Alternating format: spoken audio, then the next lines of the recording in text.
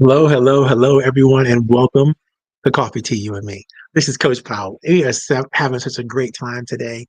I hope you enjoyed the little musical interlude and the preview of our current ideology and philosophy, which is the VisionQuest 90 process. That's what we're going to talk about for the next couple of weeks. And today is day one. Today, we're going to give you the overview of the VisionQuest process so that you understand the reasons why it was exist in the first place and a little bit about how the whole strategy comes together. The reason why we're going to do that is because I want you to know that these ideas and concepts, there's nothing new under the sun here, right? There's nothing new that you need to deal with, but I think we deal with it in a very unique and special way, which is much different than what you're going to see in other places. So welcome to Coach Power Training and Development. Welcome to the VisionQuest process. And the first thing we're going to ask you to do, if you haven't done so already, is definitely download. Go to the comment section wherever you're watching from. If you're watching this from LinkedIn or YouTube or on Facebook, definitely go to the comment section and download just a 2-page document that we have here that gives you a brief overview of the VisionQuest 90 process, because we're going to be using that throughout today's program. Before we get started, I gotta give a couple things. Gotta give a shout out. You guys know that it's Black History Month, right? And today, look at my look at my shirt. See, I'm Blackity Black this month. This is. I'm not just. So we do Black History Month all the time. We do Black History Month every day. You know, so we're always dealing with Black history. But today, some special things are going on. Some special things are happening. I'm going to post some issues, some opportunities for you all. If you all are in the Northern Virginia area or in the Washington metropolitan area, I encourage you to join us with the Fairfax County NAACP is having a wonderful Black History Month program on the 21st of February. I'm going to make sure I post the link to that in the chat because it's just something that I think that for those of you who are interested in finding out more and being more culturally aware, I think you're going to really enjoy it. And I want to make sure I put it and make it available to you. This program is super important because not only is about Black History Month, and it's a great time to celebrate it with the NAACP, but when you think about the current strategies and methodologies that are going on today to dismantle so much of what we consider just work, right? Justice and our freedoms and our liberties are being taken advantage of and challenged in a lot of ways. And when that happens, it is on the people who have to be left in the aftermath of the pain and the suffering to step up and resist the dismantling of our constitutional rights and privileges, resist the the the the, the thing, the opposite, and oppose anyone who doesn't want to defend that Constitution and doesn't want to make sure that that Constitution stands. As a citizen, my point of view is it's your responsibility to make sure that the Constitution is upheld and worked with in a way that works best for our current population and the way we're going right now. Other than that, we might be talking about anti-government activity, right? You might be talking about treasonous activity, and I want you to, not in a bad way. I mean, so I'm not kind of saying that you're not free to have your opinion, but I am saying when you act on those opinions and you create an environment around you where it looks and feels like you're trying to say the government shouldn't exist. Not that we should fix it or make it better. No, that's not what you're saying. You're saying it shouldn't exist. When you're going directly against the ideas that are presented in the Constitution of the United States of America, you're saying that the government shouldn't exist because that's our foundational document. You're tearing at the foundation of our nation when you put together programs or support others who have put together programs that are flat out treasonous. Now, that's just my opinion. I'm not saying that you're not entitled to yours or yours is somewhere not open or disrespectful because that's the country we live in. You're entitled to your opinion. You're entitled to state your opinion. You're entitled to talk about the things that you care about. And please do. So this is my platform and this is what I'm talking about and this is what I care about, right? So I'm letting you know that I have no intention of supporting any treasonous activity from my government, the people who I elect to my government. We're going to call them out. We're going to talk about them. We're going to make sure that they understand what our will is as much as we possibly can because we have to resist anything that tears apart our country and our Constitution. Just thoughts from Marvin. I love to hear your thoughts, by the way. If you have a concept or an idea that you'd like to share, please put it in the chat. We want to develop one of the most engaging communities that has ever existed on all these platforms that we broadcast this show on. Don't feel like you have to, necessarily join us or how can I put that? Whatever they do on YouTube, you don't gotta, click on all the bells and whistles and thumbs up and all that kind of good stuff. I'm not interested in that, but I am interested in your engagement. I'm interested in making sure that your ideas get a chance to come to the forward flow.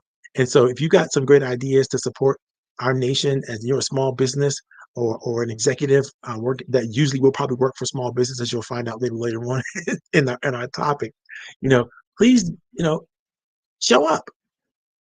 Don't be quiet. Don't quietly accept and tolerate all that's going on around us with these executive orders and some of the craziness that happened, especially in the Washington metropolitan area.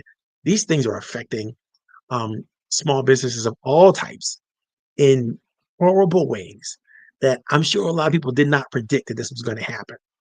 And so we have to resist. We have to restore, repair, renew our strength and our activities to make sure that our government is strong and sound and can do the things it needs to do to care for our people. To care for, I mean, all people, all Americans, right? We need to make sure our veterans are taken care of and our minorities taken care of and our disabled people are taken care of. And they're getting whacked with some of the things that are going on with the federal government and the lack of uh, real commitment by the leaders of the federal government, especially in the executive branch, to actually uphold and follow the rules of our Constitution. There it is. I said it. Okay, so let's get down to business. Today's topic is really uh, about planning. This is the beginning of the year. We're still in the first quarter, and I want to make sure that we cover, we always do in the beginning of every year, what you need to make sure that you can plan your way forward successfully. And understand that, yes, as I'm a coach, right? So I'm not necessarily a strategist, but I understand the need and the necessity of strategy. And so I've created a platform that will help you use this, create the kind of strategy you need to have in order to make sure that what you're doing is the right thing in the moment that you're doing it for the right reasons, and that you understand and can articulate that reason. So when you look at the VisionQuest 90 process and the first illustration in the document that I shared with you in the chat is a document, and that document has an illustration there, and it's highlighted in black, so it's really easy. It pops out, easy to see. This is the VisionQuest 90 illustration. And if you look at the VisionQuest 90 illustration, you're going to see a couple of things. You're going to notice right off the bat, this pie, and these 5 elements of this pie are all the elements of the VisionQuest 90 process. And there's a suggestion, just vis-a-vis the illustration, that if you have an adequate qualitative representation of all of those 5 elements in any plan or any strategy that you would have for anything that you're doing or any role that you are playing in life, as long as that is in well balanced and well aligned, you're going to be able to successfully integrate your ideas of destination or destiny with your ideas of achievement and the pace of that achievement, and your ideas of execution and how those things should be execution, and your ideas of meaning and purpose and answering the big questions of why. And you'll be able to also make sure that you're bringing the right people along with you by vis-a-vis the proper connections. You see, when your vision, your goals, your habits, your mission, and the commitments and connections that you have available are all aligned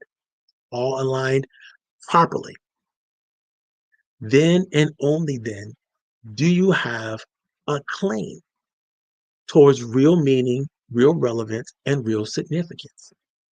If you see the quote below the box, it says tremendous ongoing and increasing benefits can only be received by high-performing teams and their leaders that have mastered the art and the science of meaningful, relevant, and significant contribution.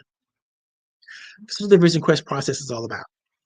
It's not about planning as much as it's about understanding, having a plan that can be well executed, well delivered, brilliantly articulated, well received. You need to have this plan and these kinds of plans in place so that you can always answer the big questions. Where are you going? You got to have a vision for that. You know, how do you plan to get there?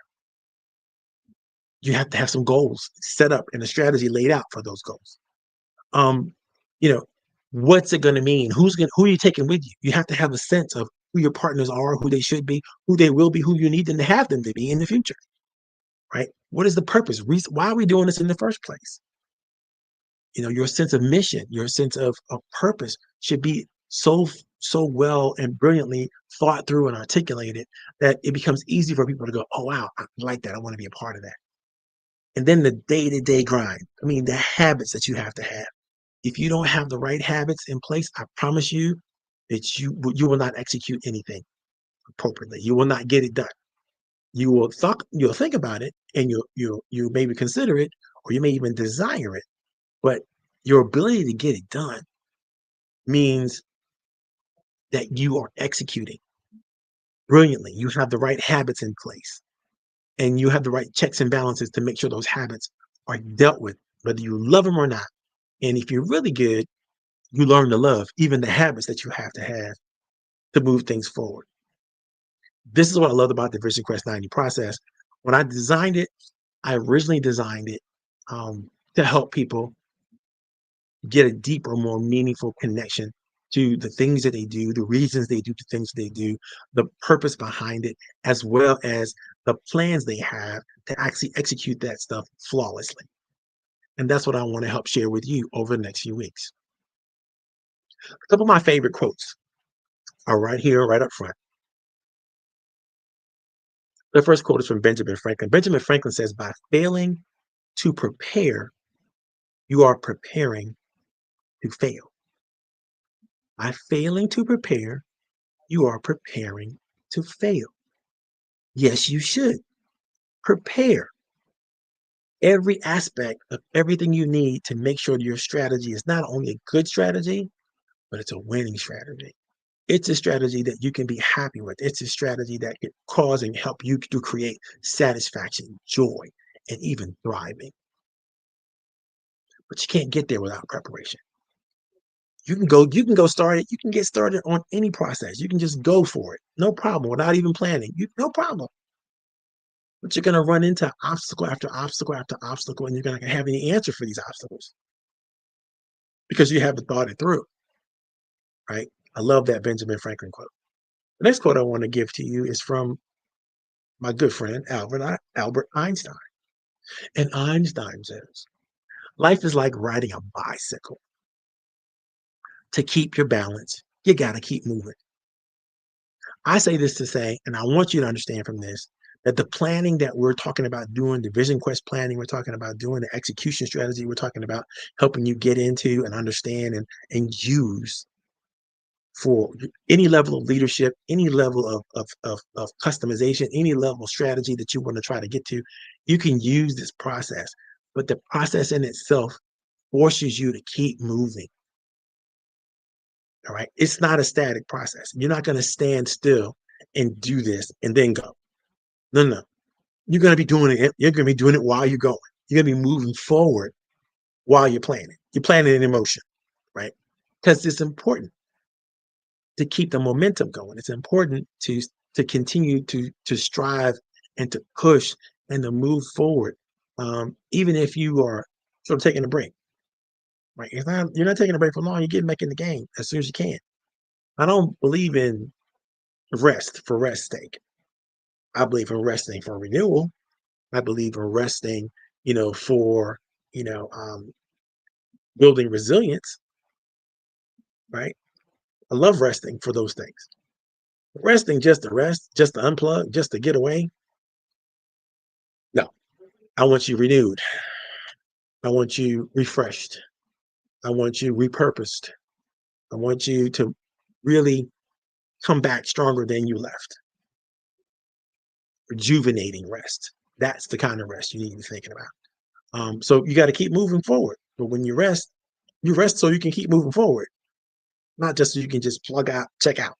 You understand what I'm saying? I hope you get that. The last quote I want to share with you, then we're going to get into some of the core tenets of the process, is a quote from Mother Teresa. Mother Teresa says, I alone cannot change the world, but I can cast a stone across the waters to create many, many ripples.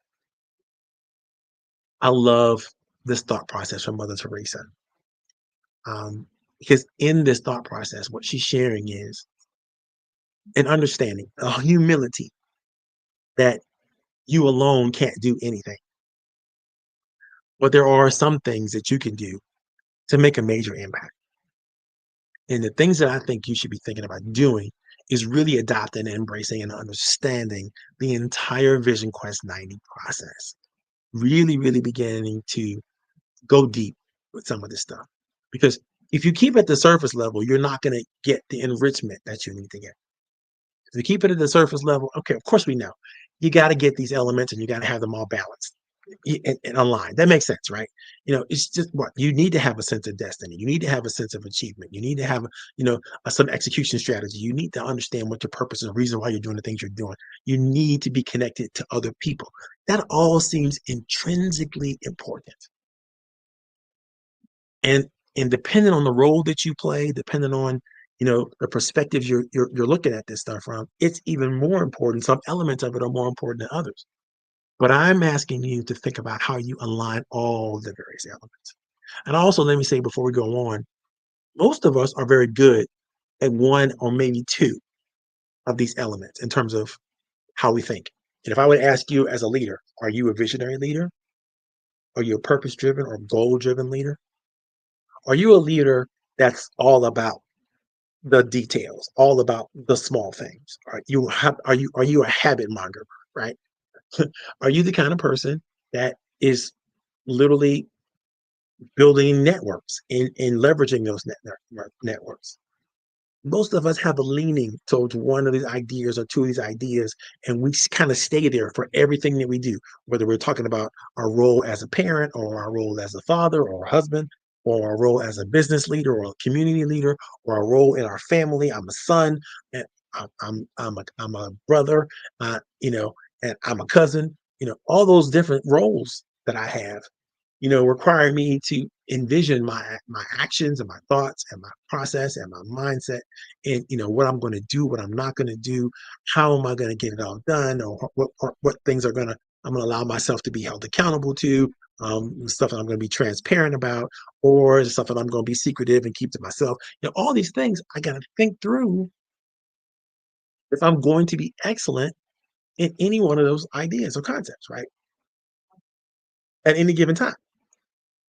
So all of it is very important. Let me give you the basic. When I talk about the Vision Quest planning system, understand in my mind it is the most comprehensive, balanced, vision-based planning process available for busy professionals today. Period. Bar none. I'm looking at my bookshelf right now, and I'm telling you, I've studied all the other ones, and I've been trained by some of the best of the best. And I will tell you that the way we pull this, my team and I pulled this program together is bar none the best planning process available, no matter what you think about planning. But it will fall apart if you do not accept the three major tenets of the system. So I'm going to give you a brief overview of those three major tenets today, but we're going to take a deep dive into them a little bit later in future um, episodes of this particular system. But let's look at it. There are three basic elements that you got to get right. Planning, you got to get that right. Balance, you got to get that right. And community, you got to get that right. Without these core tenets and an understanding of what they mean and how you're going to flow through them, you're going to see failure after failure after failure after failure after failure. If you fail to plan, you plan to fail. Everybody says it. You've heard that before, right? If you don't have balance and you have imbalance. And if you have imbalance, you're just going to be limping along. You're going to create more problems, more drama, more things are going to happen because you're not really thinking about the proper alignment of the right parts of the elements of the system so that they work well together. And then there's community. Without community, it's impossible for the members of your team to feel like they belong to something, for you to feel like you're moving in the right direction and having the backup and the commonality of mutual interest and goals other people might share. And you're not gonna get there. Right. So you have to have these three tenets locked down. You have to have them understood. Let me give you a brief overview of what planning is. Planning is really making a well-balanced, complete arrangement in advance of achieving amazing levels of success. It is making a well-balanced, complete arrangement in advance of achieving amazing levels of success. That's what planning is. Complete, thorough, well-balanced arrangements in advance. It is what you do before you do the thing you do. It is not what you do after you've done it. You don't look backwards and then plan. Although they say wisdom is, what do they say? Um, I forget the name of that saying. People say hindsight is 2020 vision. That's the one. People go back on the, yeah, I'm looking backwards and I can see all kinds of better things I could have done or should have done or might do. Well, okay, that's great, but that's not planning.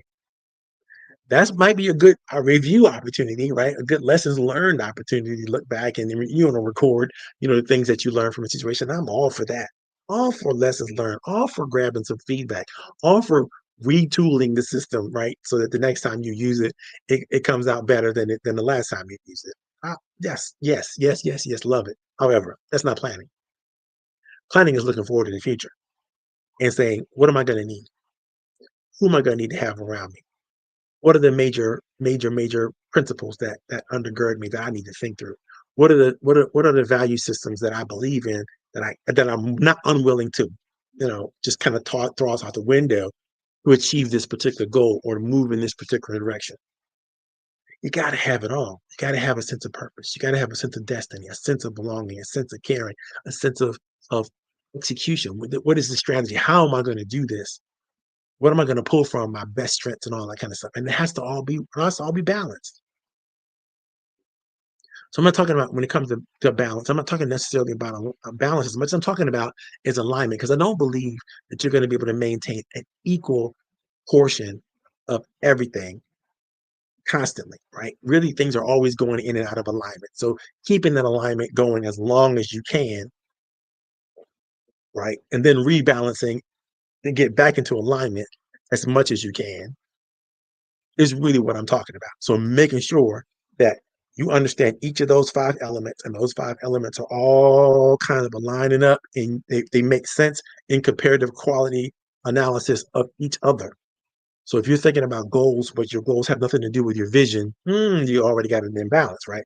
If you have a mission or sense of purpose, that's great, but that has nothing to do with the actual goals or the strategy that you're actually using, or the methodology or the day-to-day grind that you got yourself, and your execution strategy and plan. It doesn't all work out towards. It's not really on mission. You got a problem, right? So all these things have to balance each other, and they have to make sure that they're aligned to one another, and it should be easy to see. And more importantly, when the VisionQuest 90 process gives you an easy methodology to explain it to other people, so people can go, the right people can hear it and go, yeah, I like where you're going. I love that plan. Yes, that's a great way to think about this. That's a great way to, oh, yes, that makes perfect sense. The examples that you choose, the endorsements that you pull from. I mean, the everything that you need to pull together a brilliant plan, a plan one that's motivational, one that's exceptionally attractive, to whatever audience, whatever. It's important, right? You have to have that alignment. And then finally, this last piece, I can't tell you how important it is and how underrated it is. Community, community, community is important. You should be driving towards ever increasing feelings of fellowship, commonality, mutual interest, and goals with others. Let me say it again, in case you didn't understand. You have a great community when you have a community that's driving towards ever increasing feelings of fellowship, of bonding, of commonality, mutual interest, and goals. You do this well, everybody's going to feel a sense of belonging. Everybody's going to feel a sense of connectedness. Everybody's going to be or have everything they need to get everything done that has to get done to move the mission forward, to realize the vision, to achieve the goals, to walk in the destiny that you're trying to walk in.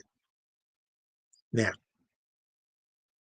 a lot of people have come up with, all these different mythical ideas about what you should do and how you should do it. And there are a couple of myths that I want to dispel, and I want you to know that these myths kind of reveal the truth, right? That we need to reckon with to achieve amazing results in the short and the long term. The number one myth that I really don't like that people believe it, but this is a myth. The myth is that you have to do it all alone and all by yourself. Whatever you're doing, wherever you're going, if you find that all you're thinking about is how you can do it all and do it all alone, you're planning to fail. You have to have a plan that includes how others can play with you and how you will play with others. And I don't care what labels or roles or titles you give them. These are my referral sources. These are my stakeholders. These are my people that, my clients, my customers. These are my athletes or people that I work with or whatever title or role you give people that you want to play with, right? You can't play if you think you're going to do it all by yourself. You just can't, right? There's so many reasons. Kill that noise. There's so many reasons for you to understand that even starting from scratch, if you had to build a foundation of something, you probably should bring some other people along with you, especially those that are going to participate in the use of the building. You want their ideas, you want their concepts, you want their buy-in, you want them to be as excited and committed to this foundation building, this process. And you can't leave them out. If you leave them out, then they're going to resent you when you try to pounce on them with all these wonderful ideas and concepts that they didn't sign on or off on, they didn't agree to. They weren't a part of the developing of it. Which leads me to the second myth, that you can't find the right people to join your team. Oh, nobody's qualified. There aren't any people out there. I heard it all. But that's all excuses because you're not looking hard enough. You need to learn how to reach deep and just really see people, not just for the capabilities, but for the content of their character. His capabilities can be shared, can be taught, can be leveraged, can be learned. You can become capable. But there are the things you have to have the prerequisites, right, to be capable taking whatever the next level is, the next step is, whatever your career focus is, whatever your um, ideas or concepts, whatever you're doing, you got to be able to grow. You got to be willing to grow and looking forward to growing. And you need to provide people the growth opportunity. If people know that you're going to help them get their certification, you're going to help them get their education, you're going to help them, knock down their master's degree or whatever it is they're trying to do to further themselves and also in furthering themselves, they're also furthering the capabilities that you and your team bring to the table. You got to find ways to support that and be attractive to that because that's how you're going to get the best people not only to play with you, but to stay with you. Number three, and this is another myth. It's too late to learn and to be extremely motivated, right? Oh my God, none of us. Let me repeat to you so that I want you to get this. I want you to hear me loud and clear. None of us are finished products. All of us are ongoing, unfinished projects. It's a direct quote from Dr. Maulana Karenga, by the way. And he's the creator and the founder of Kwanzaa and many other opportunities and cultural relevant opportunities that I think if you start to learn about, really embrace it and open your heart to it, you'll find there's a lot of meat there on that bone when it comes to understanding um, how the diaspora of African Americans and how Africans all throughout the diaspora, not just African Americans, but Afro Brazilians and Afro Cubans and Afro Asians, and there's all kinds of of Afro you can put in front of, right? Almost any geography or cultural expression, and it will come from that unique experience and connection and tie to the motherland, right? But it's never too late to learn. It's never too late to grow. It's never too late. There's no such thing as the leopard can't change its spots. I'm calling BS. It's a myth. As long as you have a brain, as long as you can think, you can grow, especially in the world of neuroplasticity, which we'll talk about a little later on in the program. Okay, the next myth, number 4, your capacity is limited.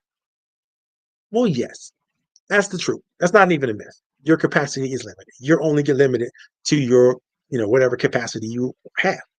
However, When you start to work in the collective, when you start working in collaborative ways, then all of a sudden you don't have any limits on your capacity. So your commitment to collaboration, your commitment to community, your commitment to collective thought and action literally takes the lid off any limitation that you have, right? Because now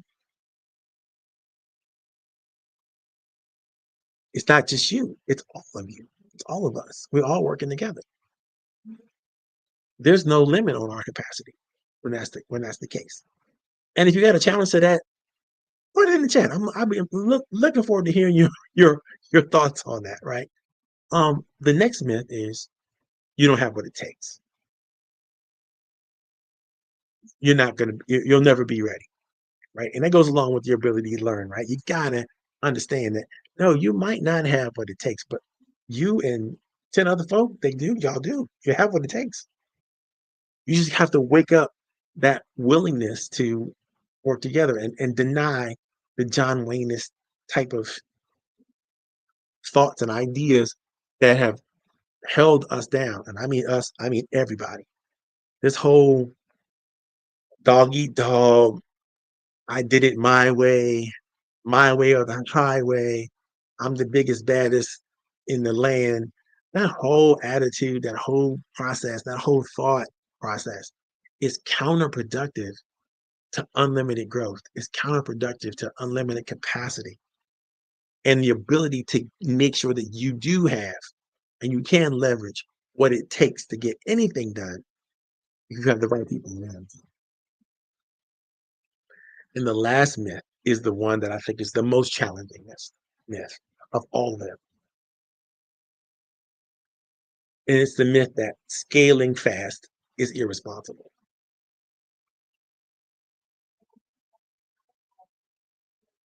It's almost like people are trying to tell you that if you grow fast, that's a bad thing.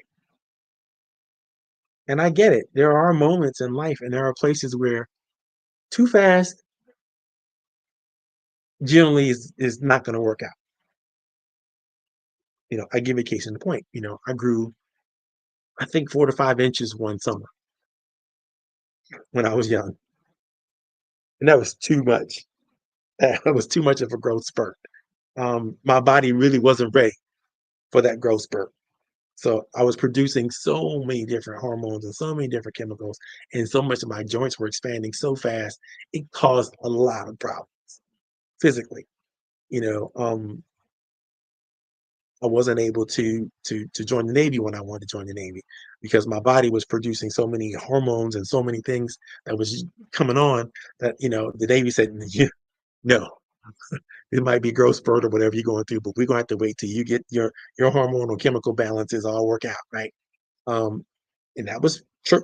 It was probably problematic, and I was really awkward because I just hadn't figured out how to use this body of mine yet. It was like, wait a minute, how do I how do I do this? It was different. It was difficult to even move because of the pain in the joints and all that kind of stuff. It's very difficult. So in that case, scaling fast was probably something I could if I had a choice, I probably wouldn't have done it that way, right? If I'm growing that fast, right?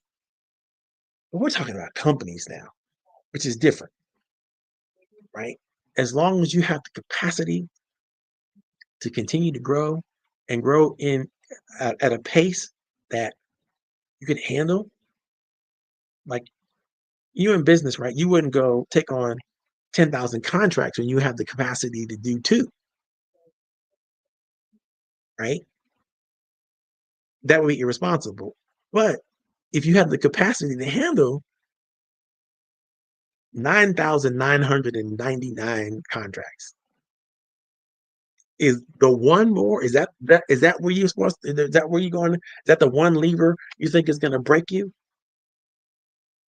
No. What do? You go back and you retool and you just go, okay, let's figure out how to incorporate this one last contract and then we're going to stop until we get until we get our capabilities up even faster, even better, our efficiencies and our economies of scale start to work even better. Yes, there's a breaking point, but don't be so afraid of getting to that point, um, because at that point, you're going to see more efficiencies, you're going to see more effectiveness, you're going to see more ways to do things, and you probably can't see them from where you're sitting right now. All you see from where you sit right now is fear. So you need to have the courage to go past that into higher growth. And you're going to see why I say this in a couple of minutes. So all said and done, if you understand the need to grab these five elements of vision, goals, strategy, method, purpose, and connections, and you're able to really move them all together, what happens in the right hands is elevated performance.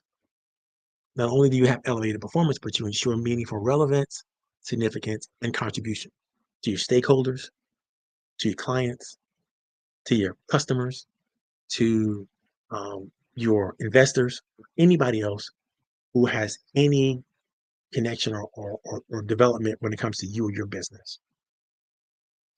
All of this is vital for small businesses specifically to thrive. I'm not interested in just being successful anymore. I'm interested in thriving, right? And here's why.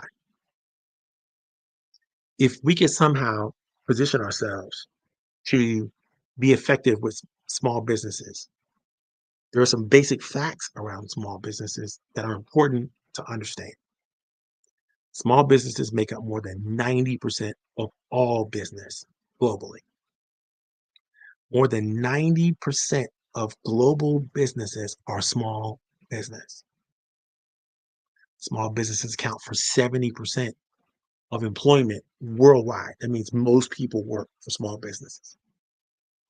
They work in or for small businesses. Approximately 50% of all small businesses fail within the first 5 years. 50%. You got to ask yourself, what are the reasons that 50% of the businesses fail?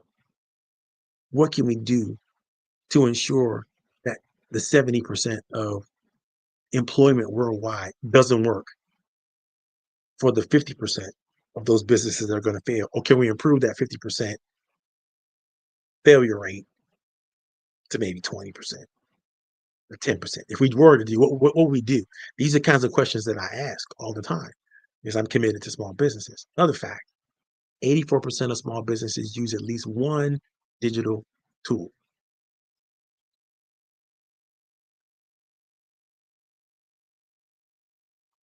I'm not saying that digital is the only way to go. I am saying if you want to be successful in the digital world, you probably should learn to get digital. And you're probably going to use more than one digital tool. You're going to use a digital tool for your marketing. You're going to use a digital tool for your HR function. You're going to use a digital tool for a lot of what you do in a small business because it streamlines your processes. It makes it easier for you to get things done and see everything and handle everything, but also to delegate it to something or someone who is competent and has the right kind of character that you can trust. The last statistic I'm going to give you is 57% of small business owners use their personal savings for startup capital.